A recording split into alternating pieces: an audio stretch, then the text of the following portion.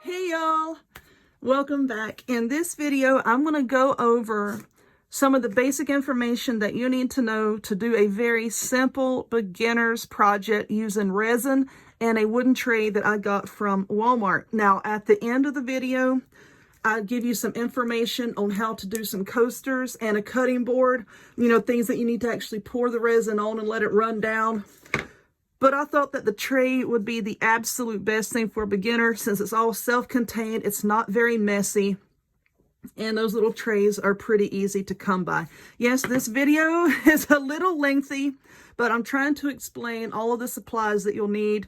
And yes, I'll link down below in the description box where you can get those supplies. But anyway, let's get started with our tray.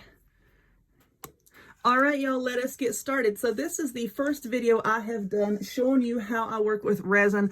I have tons of different things I've made with resin. I have resin jewelry and coasters and cutting boards and all kinds of stuff. And it can be an addictive hobby, and a lot of people are intimidated by it. But a lot of y'all have shown interest, which is why I'm going to start making videos here and there, just showing the different things that I have made. Now, this tray here, I think, is going to be the easiest project that I can show you how to do that looks impressive. It's like I said, it looks difficult, but it's not. I guess because of the holiday season, Walmart has put out their resin pouring kits, and honestly, for the money and the supplies that you get, it is not cost effective, and I can't guarantee the results that you'll get, using that brand because I haven't used it myself. But they did have in the craft section this little tray and a set of 4 coasters. Now, as you can see, I've already done the coasters here and they turned out really, really well. I love amethyst, so I did just swirls of purple. Those are real amethyst chips, and then I put gold glitter. I was going to say gold dust. You're going to say gold glitter on top of it just to give it a little extra something. Now, this tray here, I measured it. It is right at 8.5 by 11 inches. That's pretty much the size of a standard piece of paper. A good place to buy blank wood things like this, craft stores like Hobby Lobby, Michael's. Just look over in their wooden items and you will find tons of stuff that you can use with resin. So we're going to be using this. Why are we starting out with a tray? Because with coasters and cutting boards, let me show you the cutting board. When you have things like this, you have to prop it up on something like that and then pour the resin on top, and then it runs down and drips down, and it can get quite messy, and sometimes you have to take it and move it around to spread it around to the edge, and you can make a big mess with it. This tray here is self-contained. That's why we're going to start with a tray. But you're going to need resin, and I use Art and Glow resin for a few different reasons. Number one, you have a 40-minute working time with this. Now, with a lot of other resins, once you mix it together, you can have about a 10 to 15-minute working time before it starts getting really thick and sticky and hard to work with. That's why I suggest this brand. You have a good 40 minutes to work with it before it starts to get tacky. It contains no VOCs, and it has a low odor, so you're not going to be filling up your room with obnoxious fumes. It's self-leveling. It doesn't turn yellow, and I've had really good, consistent results with this brand. Now, you want to store this stuff at room temperature. If it is not at room temperature, and I mean about 65 to 70 degrees, and if it's colder than that, when you mix it together, it's going to start to get cloudy, and it's going to look like it has a bunch of bubbles in it, and no amount of blasting it with a heat gun or poking it with a toothpick is going to get rid of it. So if it's not warm in your house, you can just put these into a big bowl of really, really warm water for about 10-15 minutes and let it warm up. Like I said, if you don't do that, it's going to turn cloudy on you. Now you need some sort of coloring. This is my absolute favorite brand here. It comes from Let's Resin, and I get this on Amazon. And don't worry, I'm going to link down below to everything that I use so that you can find it. All of these pigments have a beautiful pearlescent sheen to them. You get a big variety. This is the gold that I like to use. You get a big variety for the price that you pay. You're also going to need some measuring cups, and you can get these on Amazon. You can probably find them in craft stores too. These look like the little cups that come on like cough medicine and stuff. And you can use these to measure out small amounts of resin, which we're going to be doing here in a minute. We're not going to be using a whole lot. We're going to be using just a little bit. You see it has like all of these smaller measurements on it. And then you can get these bigger cups that have measurements. And then I also have these huge ones here. And all this comes from Amazon that has the bigger measurements on up to 8 ounces. So, you know, there's a bunch of different measuring apparatuses you can use. And then I get big bags of these little popsicle sticks. You can get big ones for the big cups. I like using miniature ones when we're mixing up just a little bit. So, with the pigment, I know somebody's probably going to ask, why are you not using acrylic paint? Some people use acrylic paint to color their resin, and I do not like to do that. Number one, I can't guarantee the quality of the paint that you're going to pick up. Some of it's runny, some of it's thick. You can get good results, you can get bad results. I don't know how old the paint is you have in your house. You know, if it's old, it's going to make your resin thicken up and be gloppy. So I like to use actual resin pigments. And for this, we're going to use purple, gold, and white, which all comes, actually, I think it's called ginger yellow. And these bottles are about empty, so I'm just going to use what's left in them. But you also want to wear gloves when you're doing this. Let me get this out of the way. I hate working with gloves, so I just have a package of wet wipes over here in case I get it on my hands. But what we're going to do is we're just going to mix up 3 little cups here of our different colors. And I'm going to say about, where is it? About 20 cc's of each one of these. Like I said, one is the resin and one is the hardener. So I'm going to do about 20 cc's right here. And then I want to put it into this bigger cup. And there is a mathematical formula that you can follow by like whatever that you want to put your resin on, you can measure it. And then there's a little formula that you can use to help you determine how much you need to mix up. And I'm not going to do that in this video because I don't want to confuse everybody. Come out. And this part is actually a lot thicker, so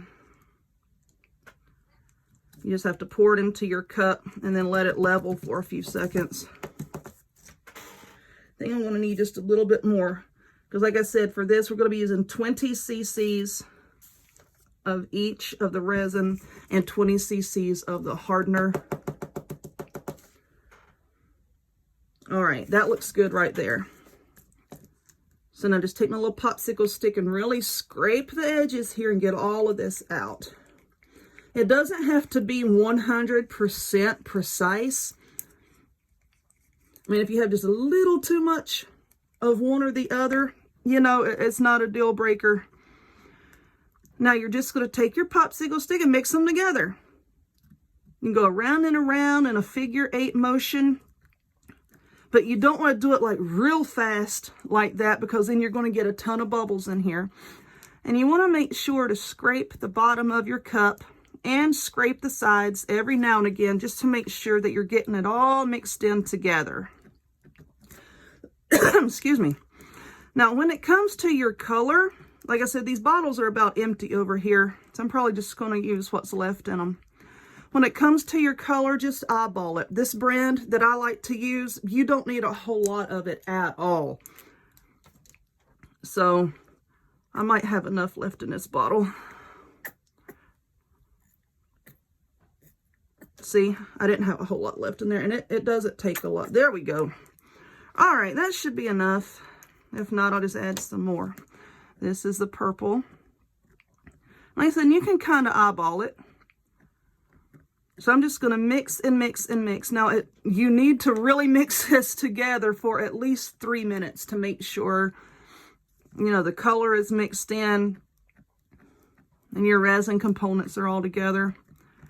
That's why I like this, because like I said, you have like a 40-minute work time and you don't have to worry about starting to harden up on you. So there's the purple, and I will go back and I'll mix more of that here in a minute. Oh, come on, don't oh, I got 3. I started to say, oh, come on, don't tell me that I don't have any more. Because I like these little cups. Like I said, I got a ton of them on Amazon not too long ago. I'm going to look on there and see if they have any more of this particular kind. just because I like them. All right, come on out there.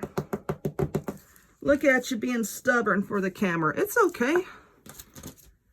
All right, now we just scrape that out. And this is going to be our second color. I might do white in this one. Okay, just scrape that out. Now your resin, and you can get bigger bottles of this, okay? But I don't suggest getting like really big bottles of it until you mess with it a little bit and say, hey, yeah, I like this. This is something that I'm going to use. So, you know, don't just start off with like the biggest bottle. Or you can if you want to. But for the money, I like this set of pigments over here. Like I said, you can get individual bottles, but this is a pretty good price here. See how I'm getting bubbles in there? It's okay. Now, when you have bubbles in your resin, once you pour it, you can take a toothpick and poke them if it's a big bubble. I'm just going to empty out these bottles. Or you can take a heat gun and just blast it for a few seconds, and that'll take all the bubbles away. All right, just mix it up. Like I said, each one of them needs to be mixed about 3 minutes, okay? So I'm going to finish mixing all these, and I'm going to mix up the gold. Well, they call it yellow, ginger yellow. But anyway, I'm going to finish mixing all this up, and then I'll come back and we will pour it. All right, y'all, so I'm coming up on the 3-minute mark for all of these, and this is pretty much just how I stir them.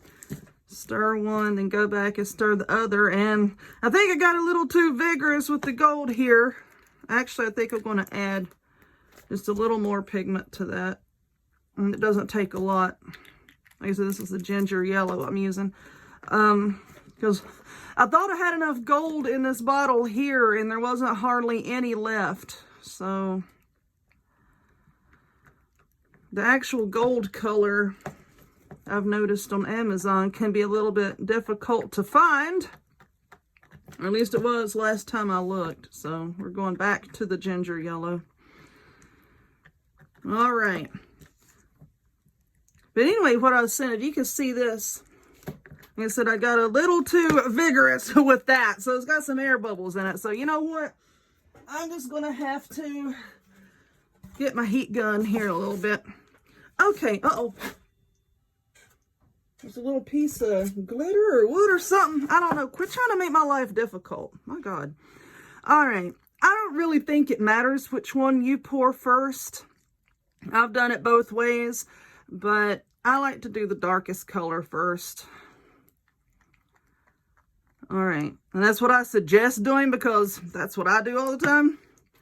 But anyway, now you're going to take your color, and what we're going to do is when we pour it, we need to find some place to put this stick usually. All right, sit there. You're just going to pour it like in a zigzag motion, and don't try to cover up the whole bottom, okay? Because you're not going to. Just pour it in a zigzag motion, and try not to splash it up on the sides. You're not going to mess this up. Don't worry about it. Just pour. Just have fun with it. I like pouring a lot of things like this and putting gemstones and stuff in it. Because once the colors start coming together, they really do look like gemstones and agate slices and all that. So, all right. Now I'm going to get my stick back out. And just make sure that I get all the color out. Get out. Okay. Set that over here. And now I'm going to go with the white.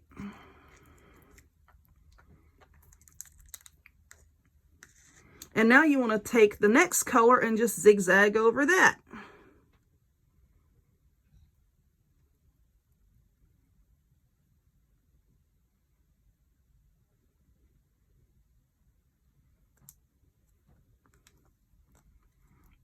Like so. Let's set that one over there. Now we're going to take our gold color. And then just pour on top of that. Just zigzag it however you want to. There's no right or wrong way to pour this on here. Now, to get the colors to spread around, you can use a hair dryer and just blow on the resin and move it around. You can use a heat gun and do the same thing, or you can just pick it up with your hands and move it around. Okay, I thought I had a garbage bag over here and I don't. See? Now just move it around until all of your surface is covered.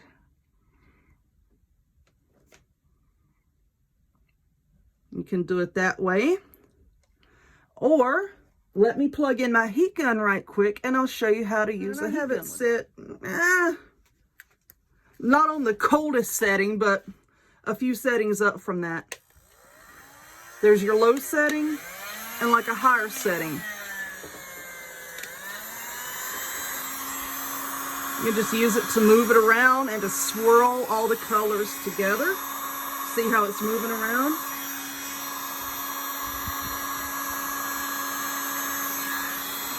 Like that. And that's why I like this pigment here. See all those beautiful pearly looking colors in there? So that's another way that you can do it. Now we're going to lay that gun down where it's not touching anything because that nozzle does get hot. Now what I'm going to do to cut down on the racket, I'm just going to swirl it around like this. And then you can do it however you want to. Just to make sure that, oh goody, things are falling off of shelves over here. That's awesome. You just want to make sure that, see that little corner down there? Just move it till that corner gets full. Oh, nope. Now just go back down this way. I like when all the colors really start to swirl together because then it is so pretty. It is so pretty. Good, Amber. Don't sound like a doofus or anything. Seeing all the colors starting to swirl together now instead of having like such harsh lines between them. Now just move it back the way you want it. And if you just put it like on a flat surface, it'll start to level itself out. Now, if you want to, the way that I did with these coasters right here is you can take like some gemstone chips. Once again, these come from Amazon. And you can just sprinkle them on there. Like, let's take a look here. Like I have a lot of gold over here. Let's see if we can get some purple over there because I like this purple color. And I don't want like a whole lot of just bare gold showing. Okay. Now you can take these little gemstones and just sprinkle them. I'm going to put some in this corner right here. And I think some in this corner here. Can y'all see what I'm doing? All right. Now, once you put gemstones in there, it's going to start pushing the resin around and spreading out just a little bit more. So, you know, your color and design may change, but it's okay. It'll all be pretty when it's said and done. Okay, so I think just in those two corners, because this tray is going to be what I use on my coffee table to put these coasters in, okay? All right, so now that we've got our gemstones in there, like I said, they're going to start spreading out a little bit. I think I put too many right there because you want them to actually be down in the resin. Now you can take some of this extra fine glitter. And another reason why I like these little tiny cups is you could pour glitter in it and then you have a little bit better control. I'm just going to take it and just tap it and put the gold around my little stones too. Don't worry, it's not going to cover up your stones completely. Because then once this has set up, you can just tap off the excess glitter. Or just take like a paintbrush and just, you know, brush it away. Okay. Now you can just take it and add just a little bit here and there. Just to give it a little something, something. And it's going to start to spread as you put it on there. If we sit here long enough, you'll see it start to spread. So don't worry about having like a big glob of glitter somewhere and it not looking right, because it'll spread. Or just take your hair dryer or your heat gun. or whatnot, and then just kind of blow on it, and you can just blow the glitter around a little bit. And I'm just going to sprinkle some like that. And that looks pretty good to me. Like I said, it'll spread around here in a second. Just give it a minute or two. Now, what you want to do is just set this off to the side and let it cure. It'll be still kind of tacky for a few hours yet. So you want to put this somewhere safe and level so that everything stays level, and then cover it with something. You can use like an upside down garbage can, anything that you can like put over it so that your kids and your pets and everything and hair and dust, anything won't get on it. Now, before you use this, you really do need to let it cure. I'm going to say at least a week. I know with my coasters and things like this, because people are going to be setting drinks on it, I like to cure them for at least a week before I use them. The cutting board was the same. But here in about a day or so, it's going to be safe for you to pick it up and move it, okay? And, you know, the resin won't slide around everywhere. But anyway, there is that.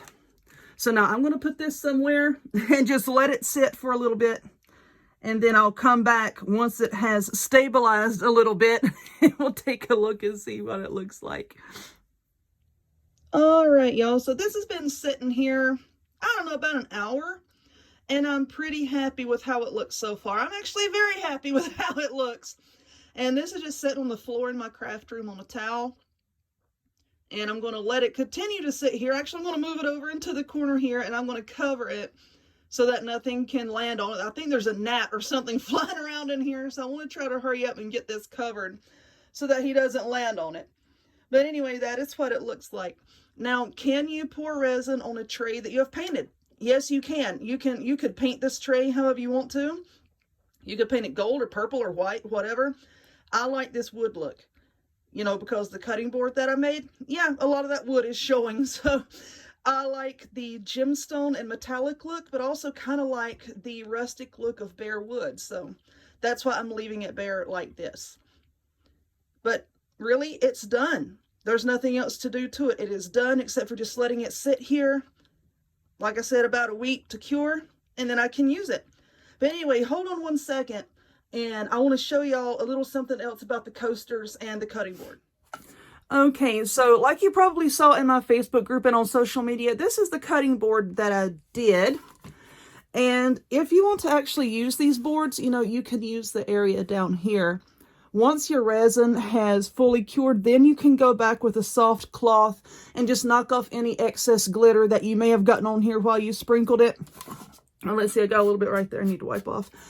Then you can, you know, go ahead and take your mineral oil, you know, whatever type of oil you like to use on your cutting boards, and then, you know, just go ahead and work it in so that it's actually usable. But let's take a look at the back here. And this is the thing that you're going to encounter when you're pouring resin onto something instead of in a tray like we just did. So this right here is just painter's tape. You just take painter's tape and just go along the edge so that once your resin has completely set up, you could just take the tape off like this, and you don't have to worry about these little globs sticking to it. And then with all of this stuff here, this is just an absolutely thin little layer that just happens to have come through the tape. You could just take a sanding block, and you can get those from Dollar Tree, hardware stores, wherever. Just take your sanding block and just buff that off. Or, you know, like I'm making this for myself, so I'm probably not even going to bother with that. But, you know, yeah, that's how you get that off. Just sand it off a little bit. But there's the cutting board, and it's still not 100% cured yet, so I'm trying to not mess with it too much. Now, on one of these, is this it? Yeah, on one of these coasters, I did not put the painter's tape so that you can see what I'm talking about. You see like these little blobs here? And that's no problem. Like I said, if you're making this for yourself, actually those little blobs will help to keep your coaster elevated off your table. They just don't look very nice. So you could take, once again, the sanding block and just sand them off. And then you can take little felt circles and put on the bottom of your coaster. You can cut out a piece of cork and put on the bottom however you want to finish it. Why am I showing you this now? Because I believe I said this at the very beginning of the video. But anyway, in case you don't want to wait on me to put out another video and you want to go ahead and jump into doing, you know, like coasters and cutting boards and other things, you just mix up your resin the same way that we mixed it up. For 4 coasters, I believe I used the exact same amount that we just mixed up. 4 coasters, and you can buy these blanks at Walmart. I used 20 cc's of resin and 20 cc's of hardener for each color. I used 3 colors, and that was enough to do 4 coasters. But of course, I'll make a video in the near future showing you how to do coasters, okay? But this is all in case you want to just go ahead and jump into it and not have to wait on me. It's really fun. It's really addictive. And it's not difficult. Just get it, mix it up, and just start playing with it. You know, you're not going to mess it up. But when you're doing stuff like this, I don't have any in here. I have a bunch of old cans of soup because they're very heavy and sturdy. When you start to pour on a coaster or something like this, you want to take a piece of plastic and put it down and pretend this is a can of soup. Put that there and then set this on top. And then, you know, do your pour and everything will just run down off of the edges and onto your piece of plastic. Same thing with the cutting board. Just set it on top of something to elevate it a little bit so that, you know, once you pour it, this is not going to be setting down in a big pool of resin. And then just pour it and it'll just run off the edges a little bit. That's all there is to it. Now on the edges of this, I'm going to take the sanding block and I'm just going to sand it smooth a little bit. And then I'm actually going to take some gold paint and paint the edges just to give them a nice finish. But anyway, yeah, like I said earlier, long video, but it was a lot to explain. Hopefully videos after this one with the rosin, oh my gosh, that's what you put on your bow for your fiddle, your resin. Hopefully the future videos won't be nearly as long, but you know, I hope that you enjoyed it at least. Once you get this stuff, I think you're going to have a lot of fun with it. But anyway, if you would please give this one a thumbs up.